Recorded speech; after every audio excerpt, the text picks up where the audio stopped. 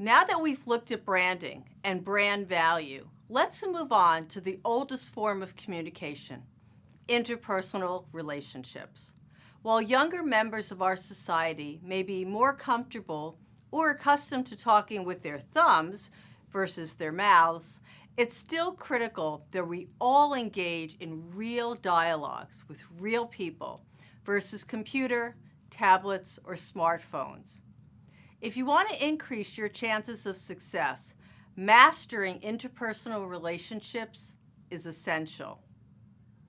You might have heard about the classic study conducted by Albert Mehrabian at the University of Texas that showed how we subconsciously form impressions of people based on 3 different views.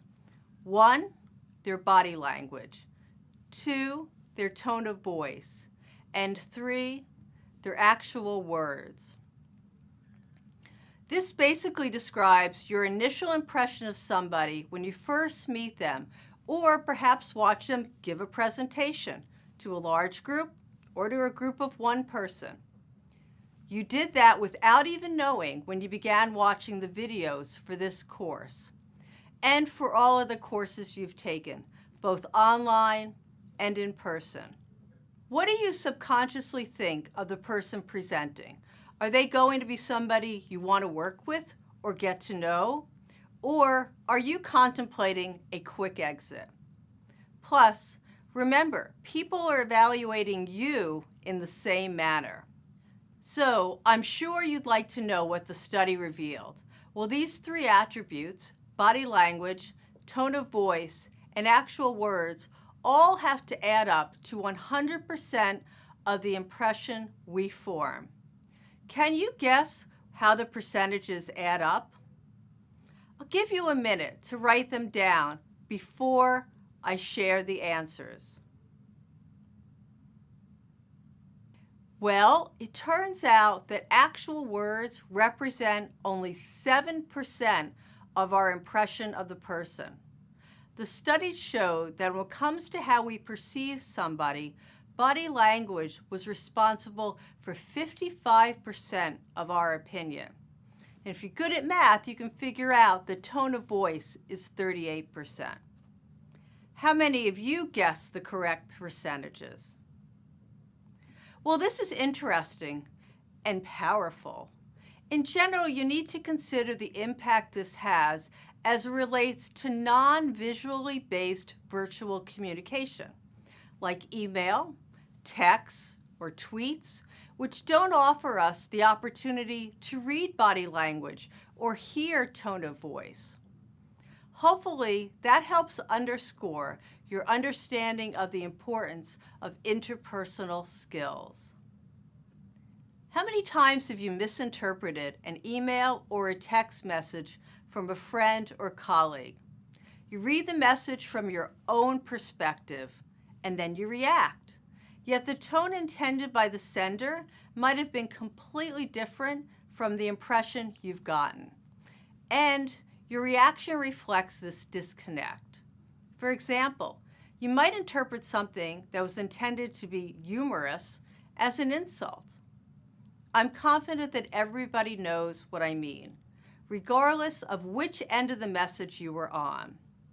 This is important to understand when you're creating any written or verbal communication. Your message has to be powerful, but it has to be delivered with passion and with ease, and connect with the audience by addressing their needs and interests. Having a fully polished pitch, one that will lead to an invitation for a longer meeting or perhaps a sale, requires you to ask yourself a number of questions. These might include the following. What might intrigue this person about my business? What's important to them? How does this person make decisions relevant to my company's product or service? Why would this person want to buy from my company? What impression do I want to leave with this individual? What message do I hope this person will share about my company with others in his or her own network. Begin your pitch by clearly defining the target audience. That is, who's going to be receiving the message. The results of your customer survey should help you define this much more clearly. Remember, you need to ideally deliver this message in less than 2 minutes, and 1 minute is even better, so choose your words carefully. Once you've answered the questions described earlier about the audience, you can now begin to script your pitch. Keep in mind there are no perfect pitches. You must deliver one that feels natural to you, not something robotic or a script written by someone else. Your pitch should incorporate your own expressions and phrasings. Otherwise, it'll sound fake and rehearsed, and that won't instill trust in the person receiving it. Most importantly, once you've developed your pitch, there are 3 essential steps to take. 1, practice. 2, practice.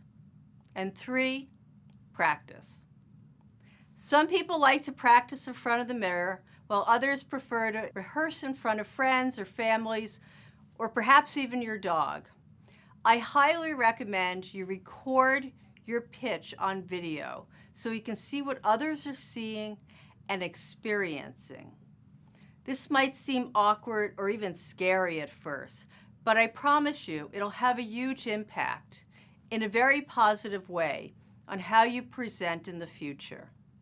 In this week's final video, we'll focus on how to design a rocket pitch. This will be your first field exercise for the week.